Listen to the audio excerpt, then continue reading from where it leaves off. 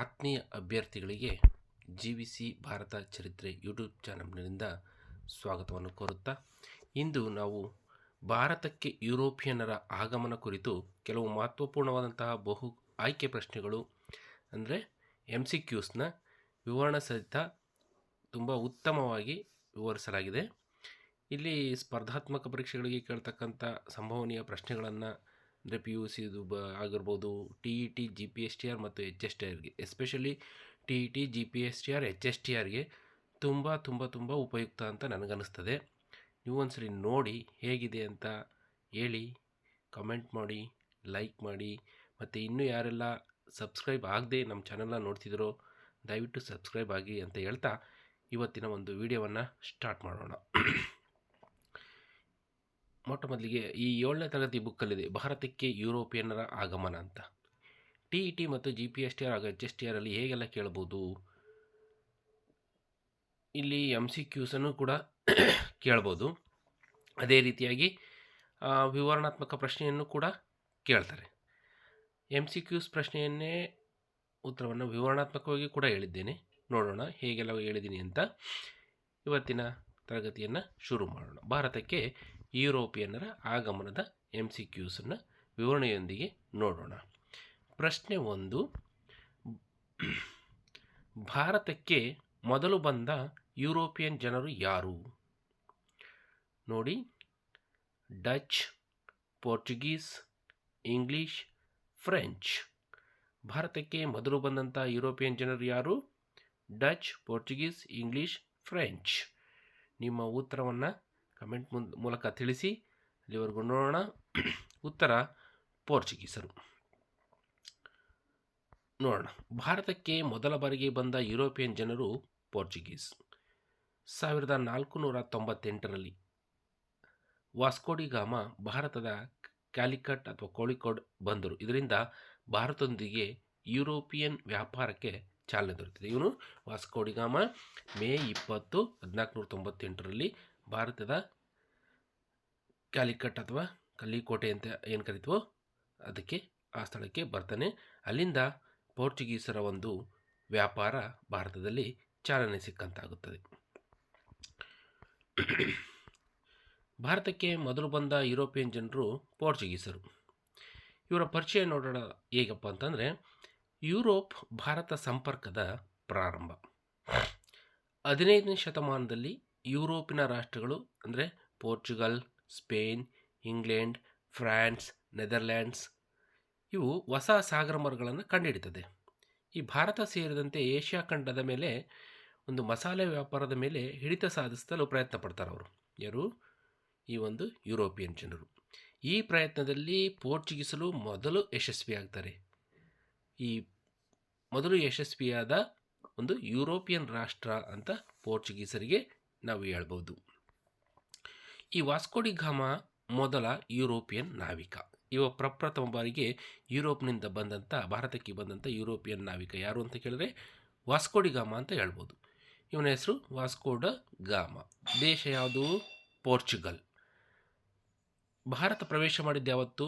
ಮೇ 20, 1498. ಸ್ಥಳ ಯಾವುದು? ಕೇರಳದ ಕಾಲಿಕಟ್ ಅಥವಾ ಕೋಳಿಕೋಡ್ ಅಥವಾ ಕ್ಯಾಲಿಕಟ್ ಈ ರೀತಿಯಾಗಿ ಕರಿಬೋದು. ಈ ಒಂದು ಪ್ರವೇಶದ ಮಾರ್ಗ, ಭಾರತದ ಪ್ರವೇಶ ಮಾರ್ಗ ಹೆಂಗಿತ್ತಪ್ಪ ಅಂದರೆ, ಪೋರ್ಚುಗಲ್ನ ಲಿಸ್ಬನ್ ನಗರದಿಂದ ಹೊರಟು ಆಫ್ರಿಕಾದ ಕೆಳಭಾಗ ಕೇಪ್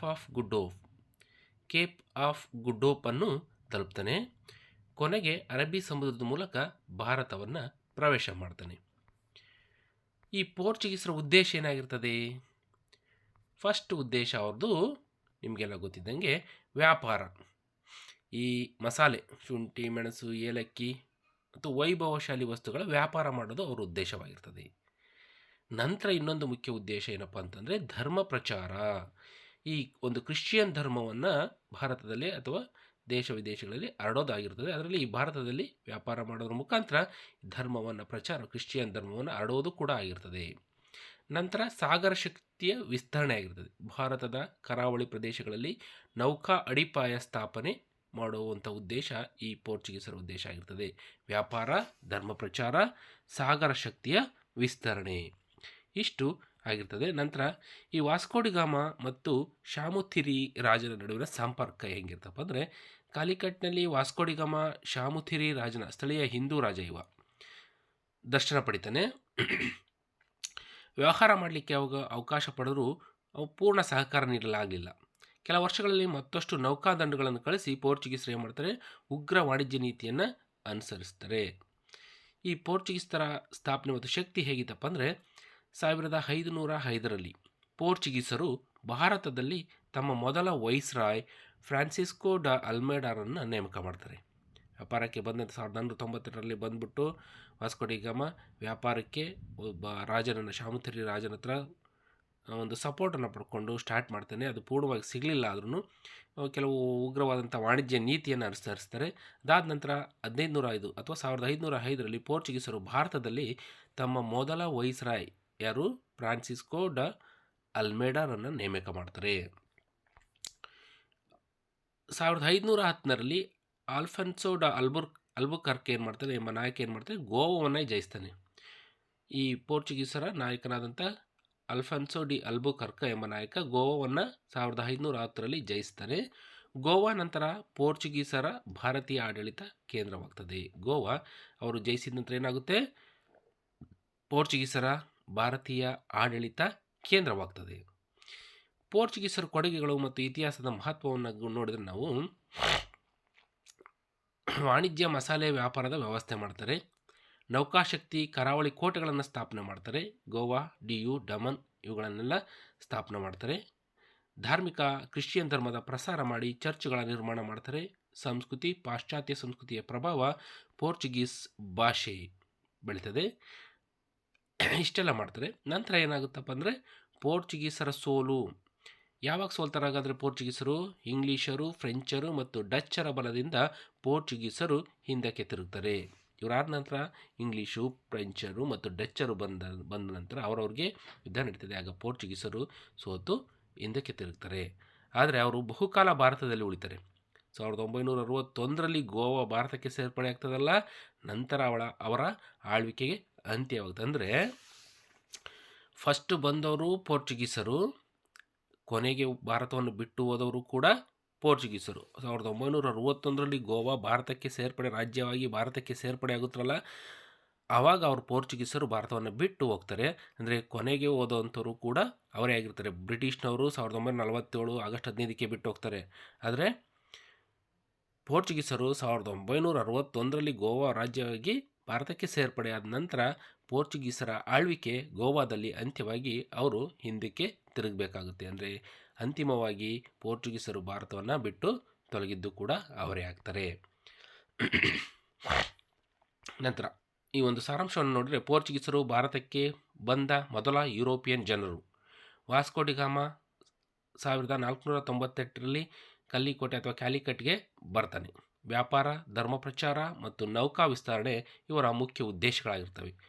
ಗೋವಾ ಅವರನ್ನು ಬಹುಕಾಲದವರೆಗೆ ಆಡಳಿತ ಕೇಂದ್ರವಾಯ್ತದೆ.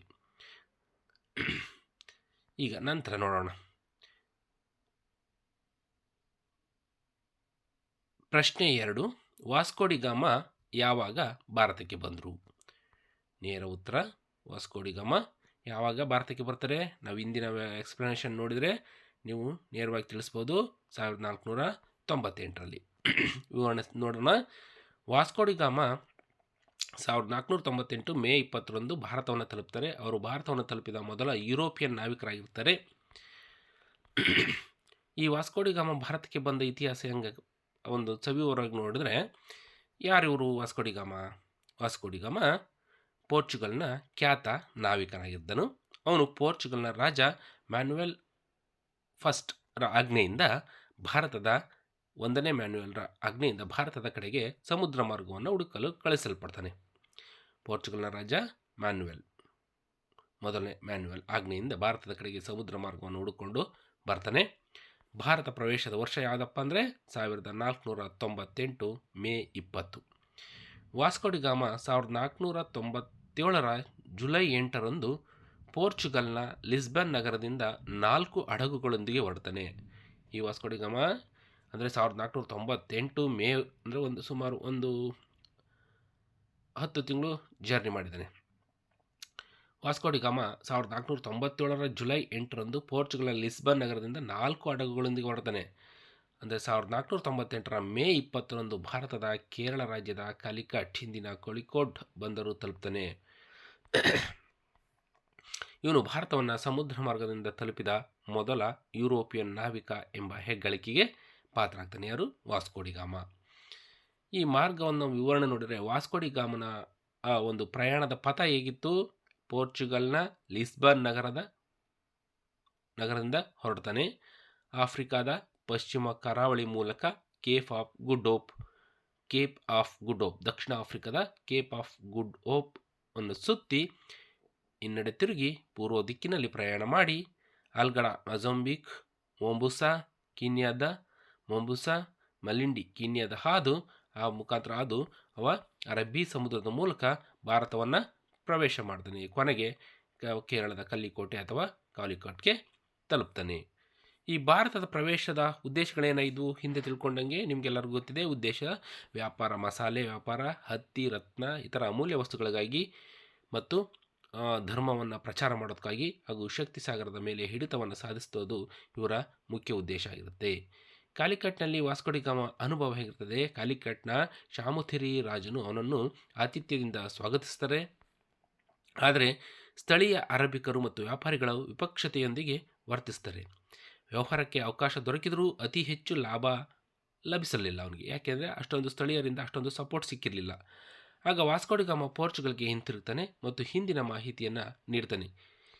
ಇತಿಹಾಸದಲ್ಲಿ ಮಹತ್ವ ಏನು ಇವಂದು? ವಾಸ್ಕೋ ಡಿ ಗಾಮ ಬಂದ ನಂತರ ಯುರೋಪಿನ ಬಾಗಿಲು ಭಾರತಕ್ಕೆ ತೆರೆದಂತಾಗುತ್ತೆ.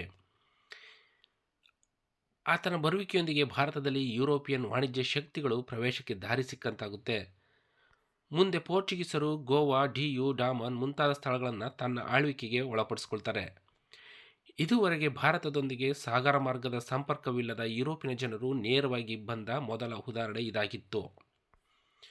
ಈ ಒಂದು ಸಾರಾಂಶವನ್ನು ನೋಡಿದ್ರೆ ಹೇಗಿತ್ತಪ್ಪ ಅಂತಂದರೆ, ವಾಸ್ಕೋ ಡಿ ಗಾಮ ಯಾವ ವರ್ಷ ಭಾರತಕ್ಕೆ ಬಂದನು? 1498ರಲ್ಲಿ. ಯಾವ ಸ್ಥಳಕ್ಕೆ ಬಂದನು? ಕ್ಯಾಲಿಕಟ್, ಕೇರಳದ ಕಲ್ಲಿಕೋಟೆ ಅಥವಾ ಕ್ಯಾಲಿಕಟ್. ಯಾವ ದಾರಿಯಿಂದ ಬಂದನು? ಸಮುದ್ರ ಮಾರ್ಗದ ಮೂಲಕ ಆಫ್ರಿಕಾದ ತಿರುವಿನಿಂದ ಬರ್ತಾನೆ. ನಂತರ ಮೂರನೇ ಪ್ರಶ್ನೆಗೆ ಹೋಗೋಣ. ಮೂರನೇ ಪ್ರಶ್ನೆ ನೋಡೋಣ. ಪ್ರಶ್ನೆ ಸಂಖ್ಯೆ 3.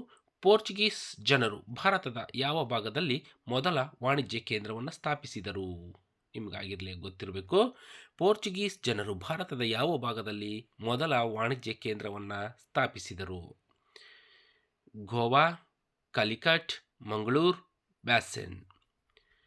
ಉತ್ತರ ಕಾಲಿಕಟ್ ಅಥವಾ ಕಲ್ಲಿಕೋಟೆ, ಕೇರಳದ ಕ್ಯಾಲಿಕಟ್ ಅಥವಾ ಕಲ್ಲಿಕೋಟೆ.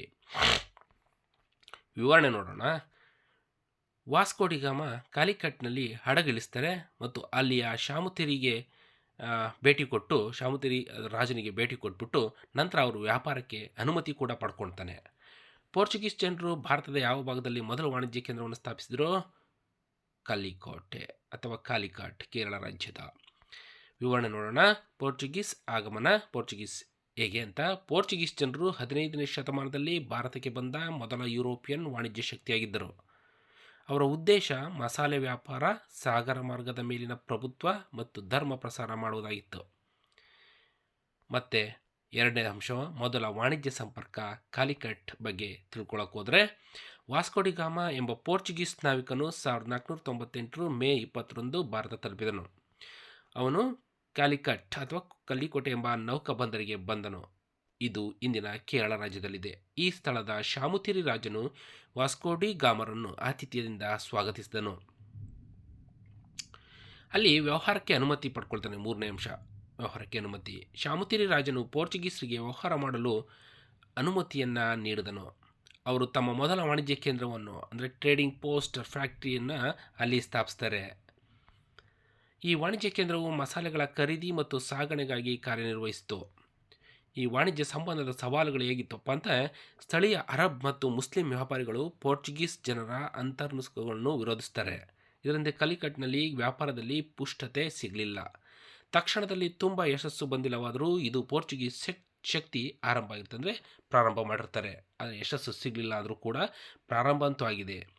ಮುಂದಿನ ಬೆಳವಣಿಗೆ ಹೇಗಿರ್ತಪ್ಪ ಇವ್ರದ್ದು ಅಂತಂದರೆ, ಕಾಲಿಕಟ್ನಲ್ಲಿ ಆರಂಭಿಸಿದ ವ್ಯವಹಾರ ಶಕ್ತಿಯನ್ನು ಮತ್ತಷ್ಟು ಬಲಪಡಿಸಲು ಪೋರ್ಚುಗೀಸರು ಹೊಸ ನೆಲೆಗಳತ್ತ ಮುಖ ಮಾಡಿದರು. 1505ರಲ್ಲಿ ಭಾರತದಲ್ಲಿ ಮೊದಲ ವೈಸ್ರಾಯ್ ಫ್ರಾನ್ಸಿಸ್ಕೋ ಡಿ ಅಲ್ಮೆಡಾ ನೇಮಕ ಆಗ್ತಾನೆ. ಅದೇ ನಂತರ 1510ರಲ್ಲಿ ಅಲ್ಫೆನ್ಸೋ ಡಿ ಅಲ್ಬುಕರ್ಕ್ನ ಗೋಪಾಲ ದೇಶದ ಗೋವಾವನ್ನು ಜಯಿಸಿ ಅದನ್ನು ತಮ್ಮ ಶಾಶ್ವತ ವಾಣಿಜ್ಯ ಮತ್ತು ಆಡಳಿತಾತ್ಮಕ ಕೇಂದ್ರವನ್ನಾಗಿ ಮಾಡ್ತಾನೆ. ಈ ಪೋರ್ಚುಗೀಸರ ಪ್ರಮುಖ ಕೇಂದ್ರಗಳು ಯಾವಪ್ಪ ಅಂತಂದರೆ, ಕಾಲಿಕೋಡ್ ಅಂತ ಏನು ಕರಿತೀವಲ್ವ, ಕಾಲಿಕಟ್ ಅಥವಾ ಕಲ್ಲಿಕೋಟೆ ಕೇರಳದ ಮೊದಲ ವಾಣಿಜ್ಯ ಸಂಪರ್ಕ ಸ್ಥಳ. ಗೋವಾ ರಾಜಕೀಯ ಮತ್ತು ವ್ಯಾಪಾರದ ಕೇಂದ್ರ. ಡಿಯು ಡಮನ್ ಅಥವಾ ದಮನ್ ಡಿಯು ಗುಜರಾತ್ನ ಉಗ್ರ ನೌಕಾಕೋಟೆಗಳು. ಬ್ಯಾಸೆನ್ ಸಾಯ್ ಅಂತ ಕರಿತೀವಲ್ಲ, ಮಹಾರಾಷ್ಟ್ರ ವ್ಯಾಪಾರದ ಪ್ರಧಾನ ಕೇಂದ್ರವಾಗಿತ್ತು. ಈ ಕೋಳಿಕೋಡ್ ಅಥವಾ ಕಾಲಿಕಟ್ ಅಥವಾ ಕಲ್ಲಿಕೋಟೆ ಪೋರ್ಚುಗೀಸರ ಭಾರತದ ಮೊದಲ ವಾಣಿಜ್ಯ ಸಂಪರ್ಕ ಸ್ಥಳ. ಇಲ್ಲಿ 1498ರಲ್ಲಿ ವಾಸ್ಕೋಡಿಗಾಮ ಮೊದಲು ಬರ್ತಾನೆ. ಶಾಮುತಿರಿ ರಾಜ್ಯದಿಂದ ವ್ಯವಹಾರಕ್ಕೆ ಅನುಮತಿ ಪಡೆದು ಮೊದಲ ವಾಣಿಜ್ಯ ಕೇಂದ್ರವನ್ನು ಇಲ್ಲಿಯೇ ಸ್ಥಾಪಿಸ್ತಾನೆ. ಇದು ಭಾರತದ ಮೇಲೆ ಯುರೋಪಿಯನ್ ವಾಣಿಜ್ಯ ಮತ್ತು ರಾಜಕೀಯ ಪ್ರಭಾವದ ಪ್ರಾರಂಭವಾಗಿತ್ತು. ಅದೇ ರೀತಿಯಾಗಿ 4ನೇ ಪ್ರಶ್ನೆಯನ್ನು ನೋಡಿದರೆ, ನಾವಿಲ್ಲಿ ಈ 4ನೇ ಪ್ರಶ್ನೆಯನ್ನು ಕೂಡ ಮೇಲೆ ಹೇಳಿದ್ನಲ್ಲ ಅದೇ ರೀತಿಯಾಗಿ MCQs ಅನ್ನು ನೋಡೋಣ. MCQsನೊಂದಿಗೆ ಆ ಉತ್ತರದ ಎಕ್ಸ್ಪ್ಲನೇಷನ್ ಕೂಡ ನೋಡೋಣ. ಅದು ಎರಡಕ್ಕೂ ಉತ್ತರ ಆಗುತ್ತೆ. ಎಕ್ಸ್ಪ್ಲನೇಷನ್ ಆಗಿ ಪ್ರಶ್ನೆ ಕೇಳಿದರೆ ನೀವು ಅದನ್ನು ಉತ್ತರ ಬರಿಬೋದು, ಅಥವಾ MCQs ಅನ್ನು ಕೇಳಿದರೆ ಕೂಡ ಅದರಲ್ಲೂ ಉತ್ತರ ಬರಿಬೋದು. ಆತ್ಮೀಯರೇ, ಪ್ರಶ್ನೆ ಸಂಖ್ಯೆ 4. ಪೋರ್ಚುಗೀಸ್ ಜನರು ಗೋವಾವನ್ನು ಯಾವ ವರ್ಷದಲ್ಲಿ ಜಯಿಸಿದರು? 1505, 1510, 1526, 1606. ಉತ್ತರ ನಿಮಗೆಲ್ಲ ಗೊತ್ತಿರೋ ಹಾಗೆ 1510. ಅಲ್ಫೆನ್ಸೋ ಡಿ ಅಲ್ಬುಕರ್ಕ ಎಂಬ ಪೋರ್ಚುಗೀಸ್ ಸೇನಾ ನಾಯಕ 1510ರಲ್ಲಿ ಗೋವಾವನ್ನು ವಿಜಯಗೊಳಿಸ್ತಾರೆ. ಇದನ್ನು ಅವರು ತಮ್ಮ ಆಧಿಪತ್ಯದ ಪ್ರಮುಖ ಕೇಂದ್ರವನ್ನಾಗಿ ಮಾಡಿದರು. ಪೋರ್ಚುಗೀಸ್ ಜನರು ಗೋವಾವನ್ನು ಯಾವ ವರ್ಷದಲ್ಲಿ ಜಯಿಸಿದರು ನೋಡೋಣ, ವಿವರಣೆ ಸಹಿತ. ಕ್ರಿಸ್ತಶಕ 1510ರಲ್ಲಿ. ಇದೀಗ ಈ ಪ್ರಶ್ನೆಗೆ ಸಂಬಂಧಿಸಿದ ಒಂದು ಸವಿವರ ವಿಶ್ಲೇಷಣಾತ್ಮಕವನ್ನು ನೋಡೋಣ. ಪೋರ್ಚುಗೀಸರು ಗೋವಾವನ್ನು 1510ರಲ್ಲಿ ಹೇಗೆ ಜಯಿಸಿದರು? ಒಂದು ಸಂಪೂರ್ಣ ವಿವರವನ್ನು ನೋಡೋಣ. ಮೊದಲನೇ ಅಂಶ, ಪೋರ್ಚುಗೀಸರ ಮೊದಲ ಬಂದರು ಕಾಲಿಕಟ್ 1498.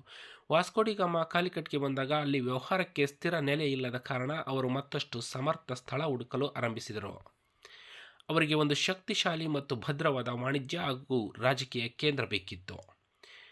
ಗೋವಾ ಒಂದು ಆಕರ್ಷಕ ಗುರಿ.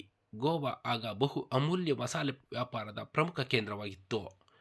ಇದು ಬಿಜಾಪುರದ ಅಧೀನದಲ್ಲಿದ್ದು ಸ್ಥಳೀಯ ನವಾಬನ ಅಧಿಕಾರದಲ್ಲಿತ್ತು. ಈ ಭಾಗವು ಸಾಗರ ಮಾರ್ಗ, ವಾಣಿಜ್ಯ ಸಂಪರ್ಕ ಮತ್ತು ಸೈನಿಕ ತಂತ್ರಜ್ಞಾನದ ದೃಷ್ಟಿಯಿಂದ ಬಹುಮುಖ್ಯವಾಗಿತ್ತು.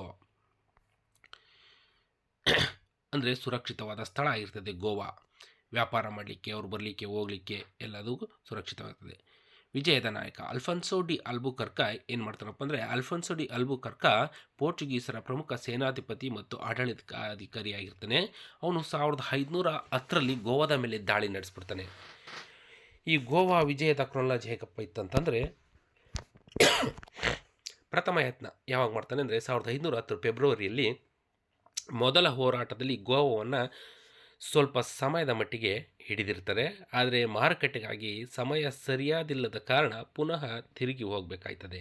ಅಂತಿಮ ವಿಜಯ ಯಾವಾಗ ಸಿಗುತ್ತೆ ಇವ್ರಿಗೆ? 1510ರ ನವೆಂಬರ್ 25ರಂದು ಅಂತಿಮವಾಗಿ ವಿಜಯವನ್ನು ಗಳಿಸ್ತಾರೆ. ಅಲ್ಬುಕರ್ಕ್ ಎರಡನೇ ಬಾರಿಗೆ ಶಕ್ತಿಶಾಲಿಯಾಗಿ ದಾಳಿ ಮಾಡಿ ಗೋವಾವನ್ನು ಶಾಶ್ವತವಾಗಿ ತಮ್ಮ ವಶಕ್ಕೆ ಪಡ್ಕೊಳ್ತಾನೆ. ನಂತರ ಅಂಶವನ್ನು ಗಮನಿಸಿದರೆ ವಿಜಯದ ನಂತರದ ಬದಲಾವಣೆ ಆಗುತ್ತೆ. ಗೋವಾವನ್ನು ವಶಪಡಿಸಿಕೊಂಡಾಗ ಆದಂಥ ಬದಲಾವಣೆಗಳನ್ನು ನೋಡೋಣ. ಗೋವಾದಲ್ಲಿ ಪೋರ್ಚುಗೀಸರ ಆಡಳಿತ ಸ್ಥಾಪನೆಗೊಳ್ಳುತ್ತೆ. ಗೋವಾವನ್ನು ಪೋರ್ಚುಗೀಸರು ತಮ್ಮ ಭಾರತೀಯ ಆಧಿಪತ್ಯದ ರಾಜಧಾನಿಯಾಗಿಸ್ತಾರೆ. ಇಲ್ಲಿ ಚರ್ಚ್ಗಳು, ಶಾಲೆಗಳು ಮತ್ತು ಕೋಟೆಗಳನ್ನು ನಿರ್ಮಿಸ್ತಾರೆ. ರಾಜಧಾನಿಯಾಗಿರುತ್ತೆ. ಪೋರ್ಚುಗೀಸರ ರಾಜಧಾನಿ ಯಾವುದು? ಗೋವಾ. ಇಲ್ಲಿ ಚರ್ಚ್ಗಳು, ಶಾಲೆಗಳು ಮತ್ತು ಕೋಟೆಗಳನ್ನು ನಿರ್ಮಿಸ್ತಾರೆ. ಕ್ರಿಶ್ಚಿಯನ್ ಧರ್ಮದ ಪ್ರಸಾರಕ್ಕಾಗಿ ಮಿಷನರಿ ಚಟುವಟಿಕೆಗಳು ಆರಂಭವಾಗ್ತವೆ.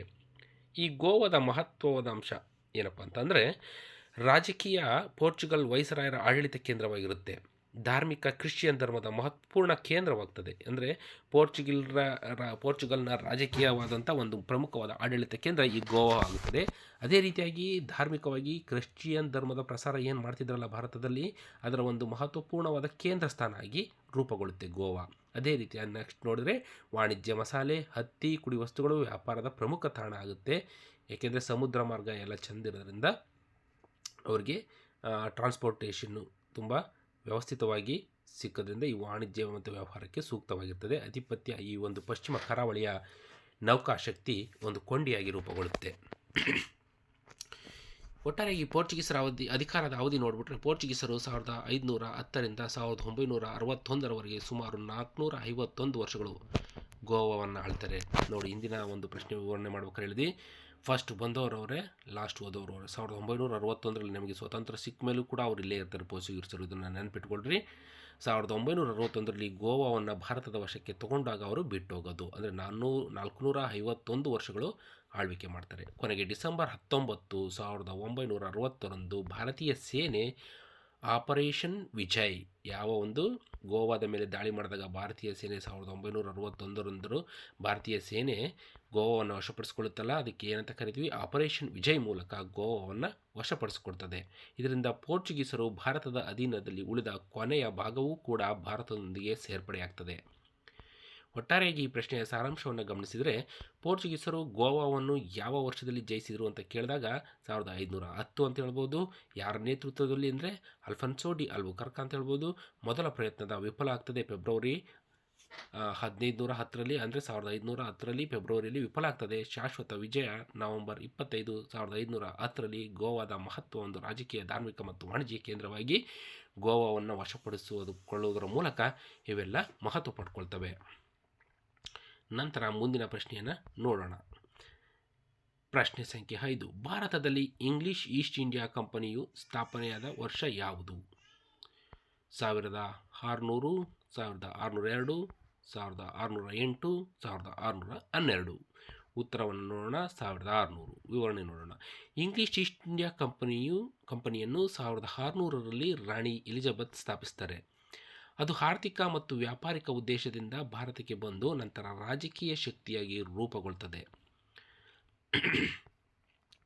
ಇದೇ ಒಂದು ಪ್ರಶ್ನೆಯನ್ನು ಭಾರತದಲ್ಲಿ ಇಂಗ್ಲಿಷ್ ಈಸ್ಟ್ ಇಂಡಿಯಾ ಕಂಪನಿ ಸ್ಥಾಪನೆಯಾದ ವರ್ಷ ಯಾವುದು ಅಂತ ಕೇಳಿ 1600ರಲ್ಲಿ. ಹಾಗೆ ನಾವೊಂದು ಈಸ್ಟ್ ಇಂಡಿಯಾ ಕಂಪನಿ ಸ್ಥಾಪನೆಯ ಸವಿವರಣೆಯನ್ನು ನೋಡಬೇಕು ಅಂತಂದರೆ ಫಸ್ಟ್ ಹಿನ್ನೆಲೆ ನೋಡೋಣ. ಯುರೋಪಿನ ವಾಣಿಜ್ಯ ಸ್ಪರ್ಧೆ 16ನೇ ಶತಮಾನದಲ್ಲಿ ಭಾರತ ಮತ್ತು ಪೂರ್ವ ದೇಶಗಳೊಂದಿಗೆ ವ್ಯಾಪಾರ ನಡೆಸಲು ಯುರೋಪಿನ ದೇಶಗಳ ನಡುವೆ ಭಾರೀ ಸ್ಪರ್ಧೆ ಇತ್ತು. ಪೋರ್ಚುಗೀಸರು ಭಾರತಕ್ಕೆ ಮೊದಲಾಗಿ ಬಂದಿರ್ತಾರೆ. ನಂತರ ಡಚ್ಚರು, ಇಂಗ್ಲೀಷ್, ಫ್ರೆಂಚ್, PDBF ಅಂತ ನೆನ್ಪಿಟ್ಕೋಬೇಕು ನೀವು. ಪೋರ್ಚುಗೀಸ್, ಡಿ ಅಂದರೆ ಡಚ್, ಬಿ ಅಂದರೆ ಬ್ರಿಟಿಷ್, ಎಫ್ ಅಂದರೆ ಫ್ರೆಂಚ್, PDBF ದೇಶಗಳು ವೇದಿಕೆ ತಲುಪವೆ. ಇದೇ ಕ್ರೊನಾಲಜಿ ಹೇಗೆ ನೆನ್ಪಿಟ್ಕೋಬೇಕು ಅಂದರೆ ಒಂದು PDBF Portuguese, Dutch, British, French ದೇಶಗಳು ವೇದಿಕೆ ತಲುಪ್ತವೆ. ಇಂಗ್ಲೆಂಡ್ನ ವ್ಯಾಪಾರಗಳಿಗೆ ಕೂಡ ಭಾರತದಲ್ಲಿ ಮಸಾಲೆ ಹಾಗೂ ಅಮೂಲ್ಯ ವಸ್ತುಗಳ ವ್ಯವಹಾರ ನಡೆಸುವ ಒಂದು ಆಸಕ್ತಿ ಉಂಟಾಗ್ತದೆ. ಎರಡನೇದಾಗಿ ಈಸ್ಟ್ ಇಂಡಿಯಾ ಕಂಪನಿ ಸ್ಥಾಪನೆ ಹೇಗಾಯಿತು? ಇಂಗ್ಲೆಂಡಿನ ವ್ಯಾಪಾರಿಗಳು ಸೇರಿ governor and company of merchants of London trading into the East Indies ಎಂಬ ಸಂಸ್ಥೆಯಾಗಿ ರೂಪಿಸ್ತಾರೆ. ಇದನ್ನು ಇಂಗ್ಲೆಂಡಿನ ರಾಣಿ ಎಲಿಜಬೆತ್ ಫಸ್ಟ್, 1ನೇ ರಾಣಿ ಎಲಿಜಬೆತ್ ತನ್ನ ರಾಯಲ್ ಅಡಿಗೆಯಿಂದ ಡಿಸೆಂಬರ್ 31, 1600ರಂದು ಅಧಿಕೃತವಾಗಿ ಅನುಮೋದಿಸ್ತಾರೆ. ಇದೇ ಸಂಸ್ಥೆ ಇತಿಹಾಸದಲ್ಲಿ ಪ್ರಸಿದ್ಧವಾದ ಇಂಗ್ಲಿಷ್ ಈಸ್ಟ್ ಇಂಡಿಯಾ ಕಂಪನಿ. ಈ ಕಂಪನಿ ಉದ್ದೇಶ ಏನಾಗಿರ್ತದೆ? ಮಸಾಲೆ ವ್ಯಾಪಾರ ಹಿಂದೂಸ್ತಾನ, ಇಂಡೋನೇಷ್ಯಾ, ಚೀನಾದ ಮಸಾಲೆಗಳನ್ನು ತರುವುದಾಗಿರ್ತದೆ. ನಿಖಾಯಿತಿ ಲಾಭ ಸಾಮಾನ್ಯ ಹೂಡಿಕೆದಾರರಿಗೆ ಲಾಭಾಂಶ ನೀಡಿ ಕಂಪನಿಯ ಬೆಳವಣಿಗೆಯೂ ಕೂಡ ಚೆನ್ನಾಗಾಗ್ತದೆ. ಜಾಹೀರಾತು ಮಾರುಕಟ್ಟೆ ವಿಸ್ತರಣೆ ಮತ್ತು ಬ್ರಿಟಿಷ್ ಶಕ್ತಿಯ ಸಾಧರಿಕೆ ಚೆನ್ನಾಗಾಗ್ತದೆ. ಭಾರತದಲ್ಲಿ ಈ ಕಂಪನಿ ಪ್ರವೇಶ ಆಗ್ತದೆ. ಕಂಪನಿಯ ಮೊದಲು ಹಡಗುಗಳು ಭಾರತಕ್ಕೆ 1608ರಲ್ಲಿ ಬರ್ತವೆ. ಇನ್ನು ಗುಜರಾತ್ನ ಸೂರತ್ ಬಂದರು ಆಗ ಮೊದಲ ಸಂಪರ್ಕ ಸ್ಥಳವಾಗಿರ್ತದೆ.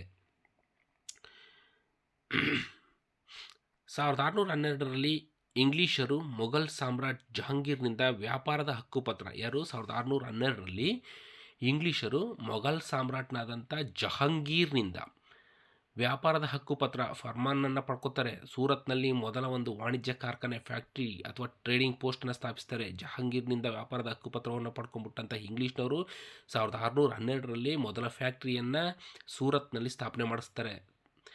ನಂತರ ಇಂಗ್ಲಿಷ್ ಈಸ್ಟ್ ಇಂಡಿಯಾ ಕಂಪ್ನಿ ಬೆಳವಣಿಗೆ ಹೇಗಾಯಿತು ನೋಡೋಣ. 1600ರಲ್ಲಿ ಕಂಪನಿ ಸ್ಥಾಪನೆ ಲಂಡನ್ನಲ್ಲಿ ಆಗುತ್ತೆ. 1608ರಲ್ಲಿ ಭಾರತಕ್ಕೆ ಕಂಪನಿಯ ಮೊದಲು ಹಡಗು ಆಗಮಿಸ್ತು. 1612ರಲ್ಲಿ ಸೂರತ್ನಲ್ಲಿ ಮೊದಲ ವ್ಯಾಪಾರಿಕ ಕೇಂದ್ರ ಸ್ಥಾಪನೆ ಆಗುತ್ತೆ. 1639 ಮದ್ರಾಸ್ನಲ್ಲಿ ಪೋರ್ಟ್ ಸೇಂಟ್ ಜಾರ್ಜ್ ನಿರ್ಮಾಣ ಆಗ್ತದೆ. 1690 ಬಂಗಾಳದಲ್ಲಿ ಕಲ್ಕತ್ತಾವನ್ನು ವಾಣಿಜ್ಯ ಕೇಂದ್ರವನ್ನಾಗಿ ರೂಪಿಸ್ತಾರೆ.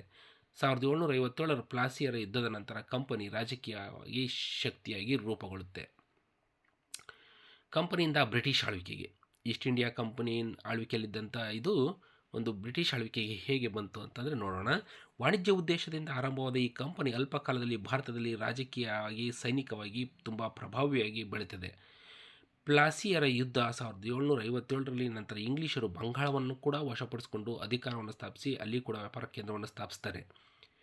1857ರ ಸಿಪಾಯಿಗಳ ಒಂದು ದೇಶದ್ರೋಹದ ನಂತರ ಅಥವಾ ದಂಗೆಯ ನಂತರ ಬ್ರಿಟಿಷ್ ಸರ್ಕಾರ ನೇರವಾಗಿ ಭಾರತವನ್ನು ಆಳತೊಡಗಿತು. ಕಂಪನಿಯ ಸಿಪಾಯಿಗಳಿಗೇನು ದೇಶದ್ರೋಹ ಮಾಡ್ತಾರಲ್ಲ, ಅದಾದ ನಂತರ ಇವರು ದಂಗೆ ಎದ್ದೇಳ್ತಾರೆ. ಅದರಲ್ಲಿ ಬ್ರಿಟಿಷರ್ ಸರ್ಕಾರ ಆ ಒಂದು ದಂಗೆಯಿಂದ ಒಂದು ಪ್ರಬಲತೆಯನ್ನು ಸಾಧಿಸುತ್ತೆ. ಅದು ನೇರವಾಗಿ ಭಾರತವನ್ನು ಆಳ್ವಿಕೆ ಮಾಡಲಿಕ್ಕೆ ತೊಡಗುತ್ತಾರೆ. ಕಂಪನಿಯ ಶಕ್ತಿ ಅಲ್ಲಿ ಮುಕ್ತವಾಯ್ತದೆ. ಅಂದರೆ ಈಸ್ಟ್ ಇಂಡಿಯಾ ಕಂಪನಿ ಶಕ್ತಿ ಮುಕ್ತವಾಗಿಬಿಟ್ಟು ಬ್ರಿಟಿಷ್ ಸರ್ಕಾರದ ಒಂದು ಆಡಳಿತ ನೇರವಾಗಿ ಆಳ್ವಿಕೆ ಮಾಡಲಿಕ್ಕೆ ಸ್ಟಾರ್ಟ್ ಮಾಡ್ತಾರೆ. ಅಲ್ಲಿ ಕಂಪನಿ ಅಲ್ಲಿ ಸ್ಟಾಪ್ ಆಗುತ್ತೆ, ಬ್ರಿಟಿಷ್ ಸರ್ಕಾರ ಪ್ರಾರಂಭ ಆಗ್ತದೆ.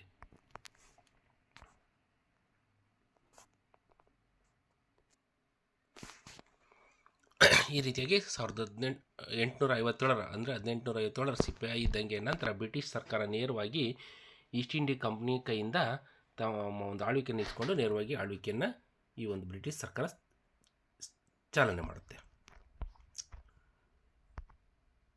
ನೋಡೋಣ ನಂತರ ಸಾರಾಂಶ ಹೀಗಿದೆ.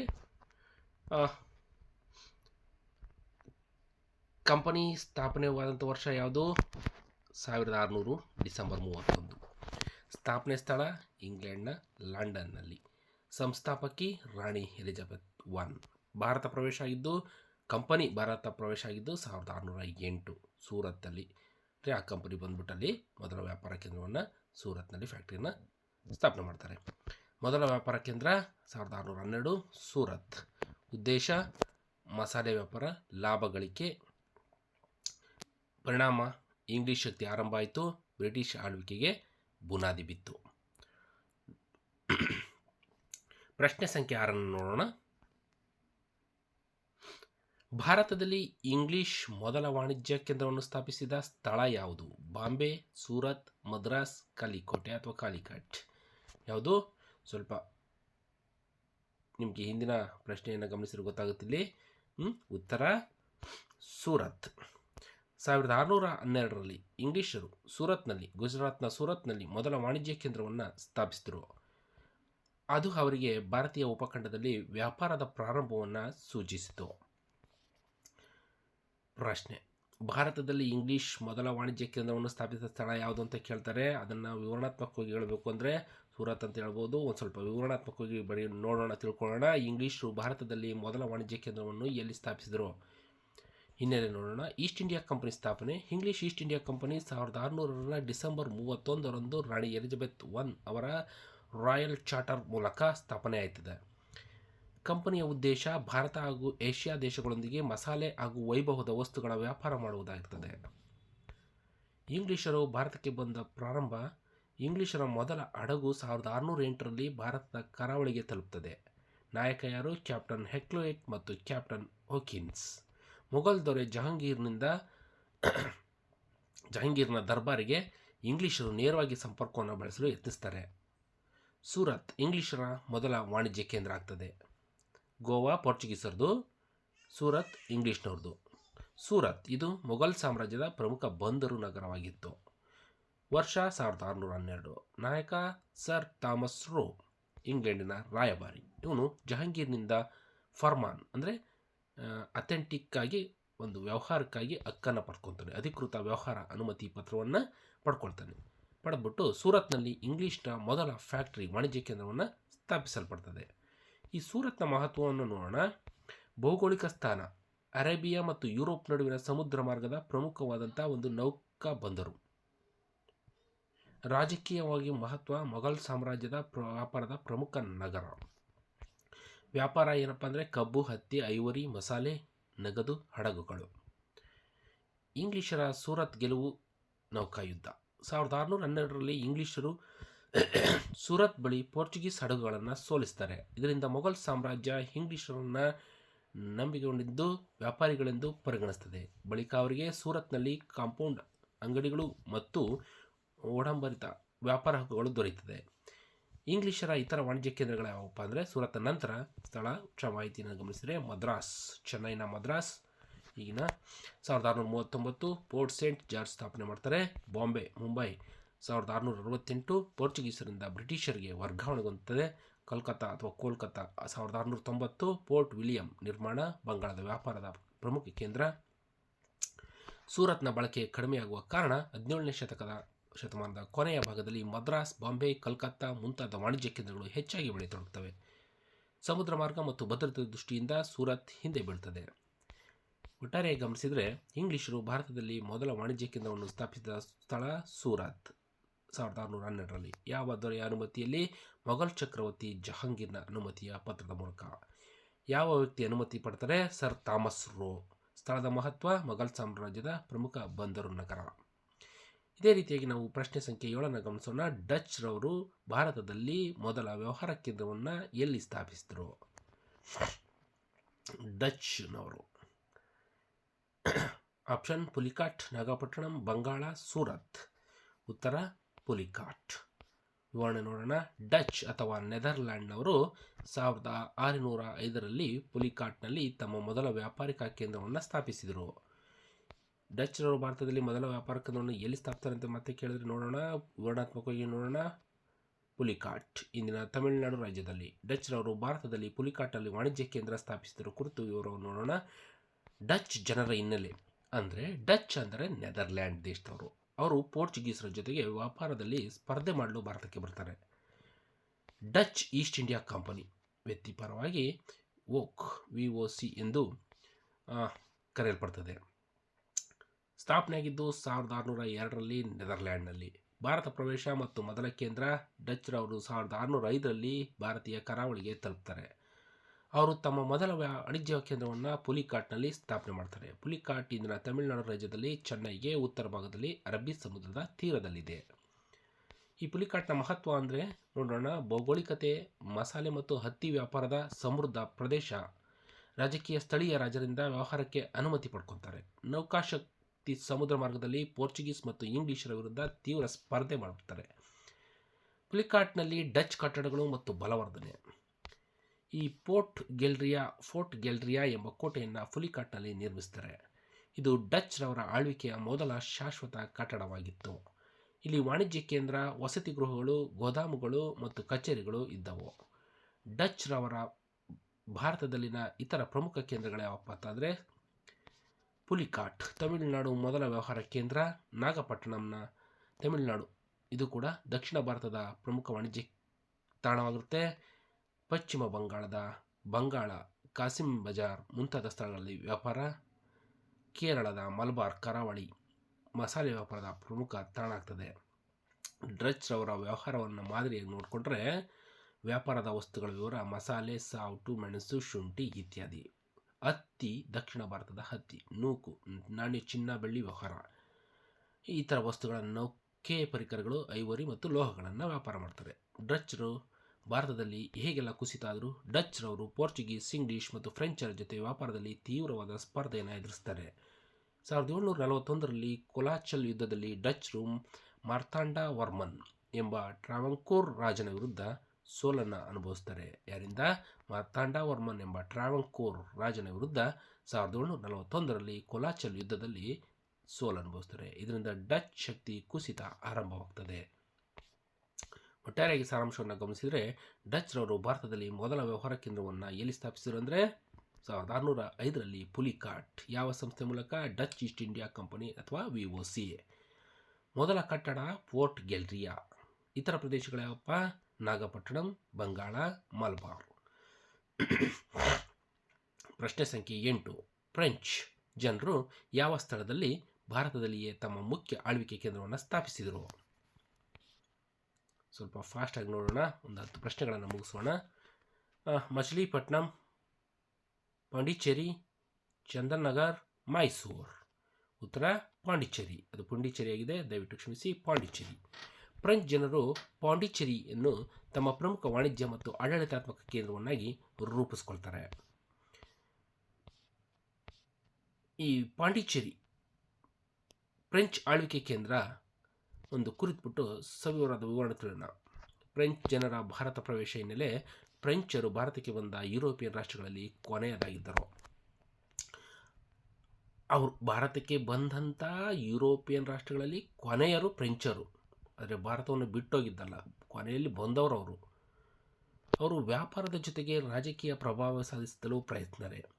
French East India company ಡೆಸ್ Indies ಓರಿಯೆಂಟಲ್ಸ್ ಅನ್ನು ಫ್ರಾನ್ಸ್ನ ರಾಜ ಲೂಯಿ 14ನೇ ಲೂಯಿ ಅವರು 1664ರಲ್ಲಿ ಸ್ಥಾಪಿಸ್ತಾರೆ.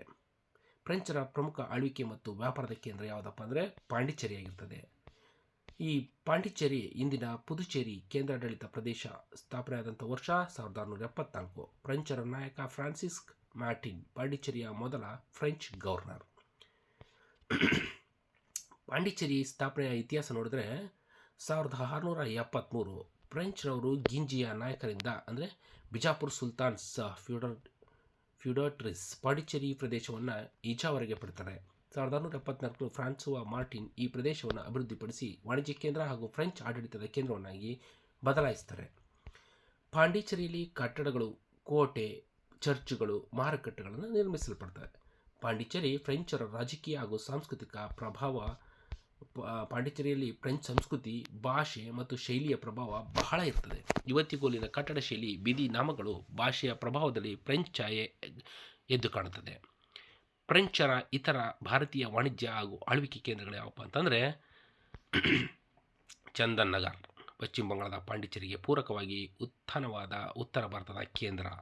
ಮಾಹೆ ಕೇರಳದ ಮಲಬಾರ್ ಕರಾವಳಿಯಲ್ಲಿ ಸ್ಥಾಪನೆ. ಕರೈಕಲ್ ತಮಿಳುನಾಡು ಪಾಂಡಿಚೇರಿ ಸಮೀಪದ ಪ್ರಮುಖ ಕೇಂದ್ರ. ಯಾಣಂ ಆಂಧ್ರ ಪ್ರದೇಶ ಕ್ರೈಸ್ತ ಮತ ಪ್ರಭಾವಿತ ಪ್ರದೇಶ. ಹೀಗೆ ಇಂಗ್ಲಿಷ್ ಮತ್ತು ಫ್ರೆಂಚರ ನಡುವೆ ಸ್ಪರ್ಧೆ ನಡೀತದೆ. ಫ್ರೆಂಚ್ ಹಾಗೂ ಇಂಗ್ಲಿಷರ ನಡುವೆ ಭಾರತದಲ್ಲಿ ವ್ಯಾಪಾರ ಮತ್ತು ಆಳ್ವಿಕೆಗೆ ಸಂಬಂಧಿಸಿದಂತೆ 3 ಕರ್ನಾಟಿಕ್ ಯುದ್ಧಗಳು ನಡೀತವೆ. ಫ್ರೆಂಚ್ ಹಾಗೂ ಇಂಗ್ಲಿಷರ ನಡುವೆ ನಡೀತದೆ. ಇದರಲ್ಲಿ ತುರೈಯೂರು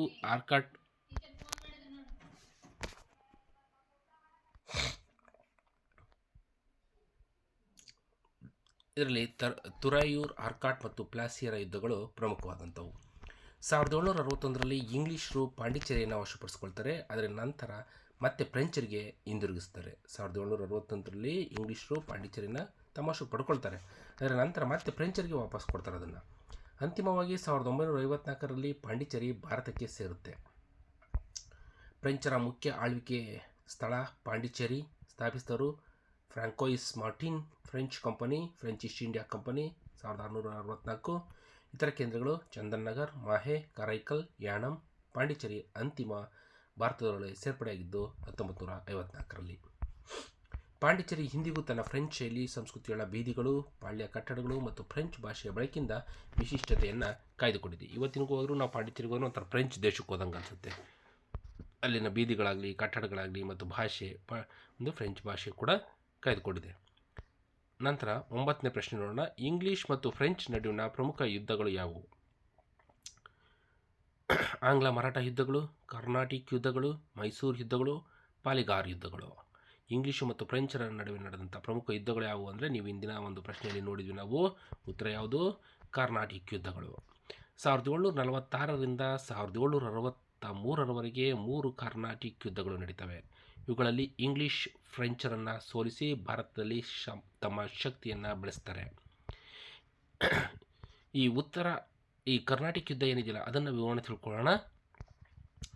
18ನೇ ಶತಮಾನದಲ್ಲಿ ಭಾರತದಲ್ಲಿ ಬ್ರಿಟಿಷ್ ಈಸ್ಟ್ ಇಂಡಿಯಾ ಕಂಪನಿ ಮತ್ತು ಫ್ರೆಂಚ್ ಈಸ್ಟ್ ಇಂಡಿಯಾ ಕಂಪನಿ ನಡುವೆ ವ್ಯಾಪಾರ ಮತ್ತು ರಾಜಕೀಯ ಆಧಿಪತ್ಯಕ್ಕಾಗಿ ಇವರಿಬ್ಬರ ನಡುವೆ ಹೋರಾಟ ಆರಂಭವಾಗ್ತದೆ. ಈ ಹೋರಾಟಗಳು ಮುಖ್ಯವಾಗಿ ದಕ್ಷಿಣ ಭಾರತದಲ್ಲಿ ಕರ್ನಾಟಕ ಪ್ರಾಂತ್ಯ ನಡೆದಿದ್ದರಿಂದ ಇವುಗಳನ್ನು ಕರ್ನಾಟಿಕ್ ಯುದ್ಧಗಳು ಎಂದು ಕರೆಯುತ್ತಾರೆ. ಪ್ರಧಾನವಾಗಿ 3 ಕರ್ನಾಟಿಕ್ ಯುದ್ಧಗಳು ನಡೀತವೆ. ಮೊದಲ ಕರ್ನಾಟಿಕ್ ಯುದ್ಧ 1746-1748. ಯುದ್ಧದ ಕಾರಣ ಯುರೋಪಿನಲ್ಲಿ ನಡೆದ ಆಸ್ಟ್ರಿಯನ್ ವಾರಸತ್ವ. ಯುದ್ಧದ ಪರಿಣಾಮವಾಗಿ ಭಾರತದಲ್ಲೂ ಬ್ರಿಟನ್ ಮತ್ತು ಫ್ರಾನ್ಸ್ ಪರಸ್ಪರ ಯುದ್ಧ ಆರಂಭಿಸುತ್ತಾರೆ. ಮುಖ್ಯ ಸ್ಥಳಗಳು ಮದ್ರಾಸ್, ಪಾಂಡಿಚೇರಿ. ಪ್ರಮುಖ ಘಟನೆ ಫ್ರೆಂಚ್ ಪಡೆ ಮದ್ರಾಸ್ ನಗರವನ್ನು 1746ರಲ್ಲಿ ವಶಪಡಿಸಿಕೊಳ್ತದೆ.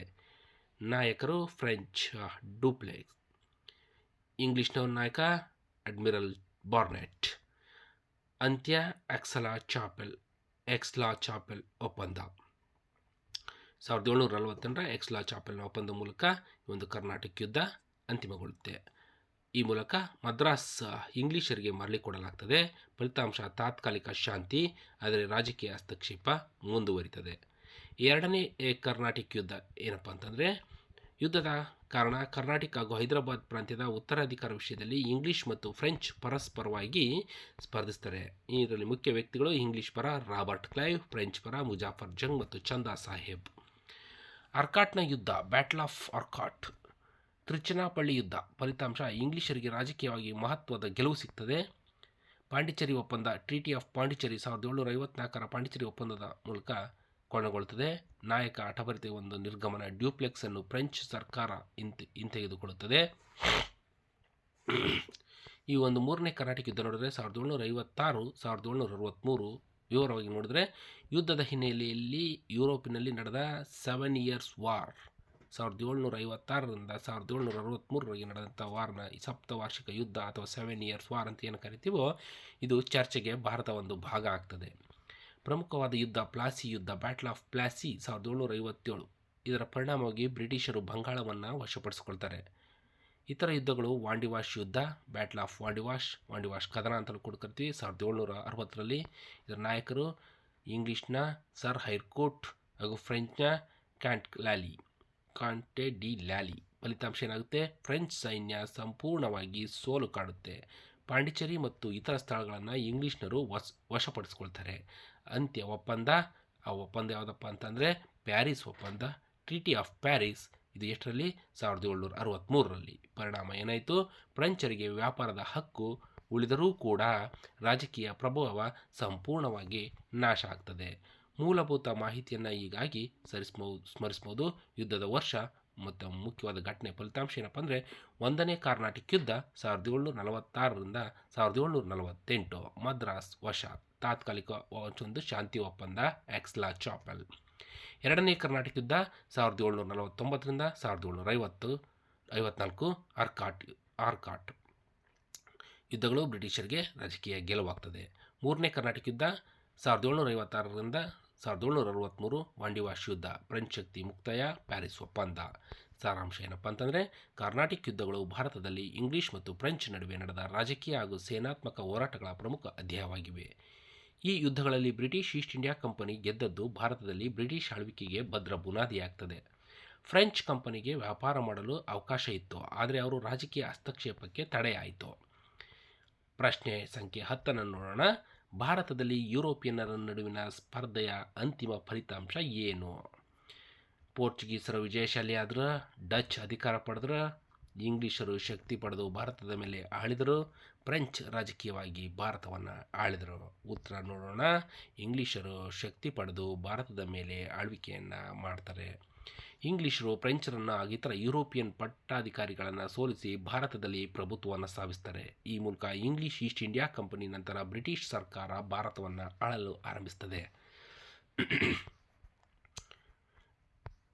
ಇಂಗ್ಲಿಷ್ ಈಸ್ಟ್ ಇಂಡಿಯಾ ಕಂಪನಿಯು ಯುರೋಪಿನ ರಾಷ್ಟ್ರಗಳ ನಡುವಿನ ಸ್ಪರ್ಧೆಯಲ್ಲಿ ಜಯಶಾಲಿಯಾಗಿ ಭಾರತದಲ್ಲಿ ತನ್ನ ರಾಜಕೀಯ ಹಾಗೂ ಆರ್ಥಿಕ ಆಳ್ವಿಕೆಯನ್ನು ಸ್ಥಾಪಿಸುತ್ತದೆ.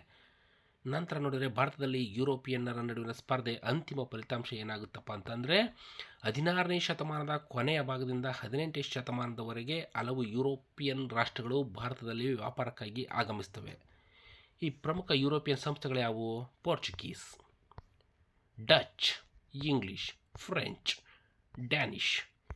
ಸ್ಪರ್ಧೆಯ ಮುಖ್ಯ ಉದ್ದೇಶಗಳೇನಾಯಿತು? ನಿಮಗೆಲ್ಲರಿಗೂ ಗೊತ್ತಿದ್ದಂಗೆ ವ್ಯಾಪಾರ, ಮಸಾಲೆ ಪದಾರ್ಥಗಳ ವ್ಯಾಪಾರ, ಹತ್ತಿ, ರೇಷ್ಮೆ, ನೀಲಿಗೆ ಮೊದಲಾಂಥ ನೈಸರ್ಗಿಕ ಸಂಪತ್ತಿಗೆ ಆಮದು ರಫ್ತು ಮಾಡುವಂಥ ಹಕ್ಕು ಪಡ್ಕೊಂಡು ವಾಣಿಜ್ಯ ಕೇಂದ್ರಗಳನ್ನು, ಕಡಲ ತೀರದ ನಗರಗಳಲ್ಲಿ ವಾಣಿಜ್ಯ ನಿಲ್ದಾಣಗಳನ್ನು ಸ್ಥಾಪನೆ ಮಾಡಿ, ಬಂದರುಗಳನ್ನು ಸ್ಥಾಪನೆ ಮಾಡಿ ಅಲ್ಲಿ ವ್ಯಾಪಾರವನ್ನು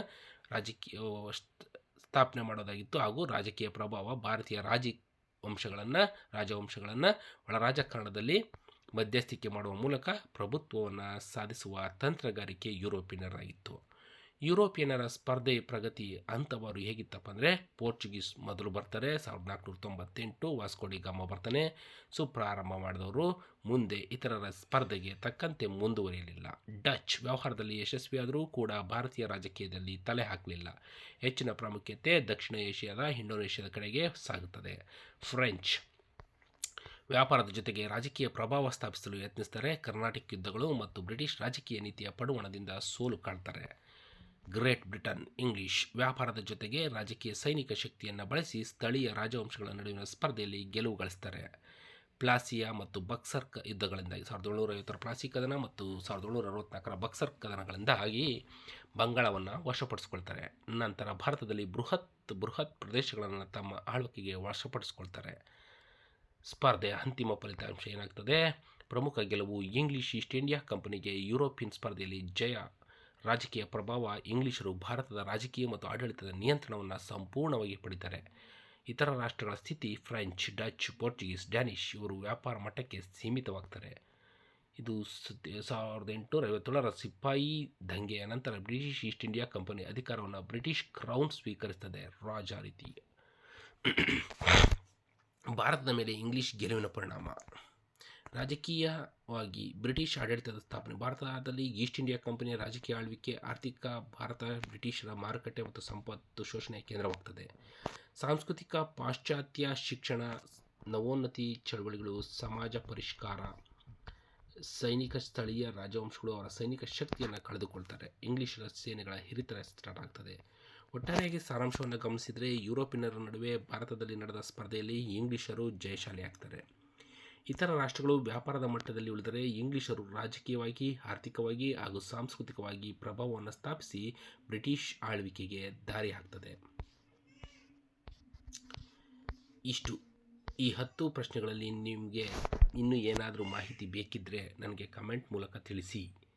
ಹಾಗೆ ಈ ಒಂದು ಕ್ಲಾಸ್ ನಿಮಗೆ ಇಷ್ಟ ಆಗಿದ್ದರೆ ಲೈಕ್ ಮಾಡಿ, ಶೇರ್ ಮಾಡಿ. ಇನ್ನೂ ಯಾರೆಲ್ಲ ಸಬ್ಸ್ಕ್ರೈಬ್ ಇಲ್ಲ ದಯವಿಟ್ಟು ಮಾಡಿ ಅಂತ ಹೇಳ್ತಾ ನಿಮ್ಮೆಲ್ಲರಿಗೂ ಇಂದಿನ ತರಗತಿಯಲ್ಲಿ ಮುಗಿಸ್ತಾ ನಿಮ್ಮೆಲ್ಲರಿಗೂ ಧನ್ಯವಾದಗಳನ್ನು ತಿಳಿಸುತ್ತೇನೆ.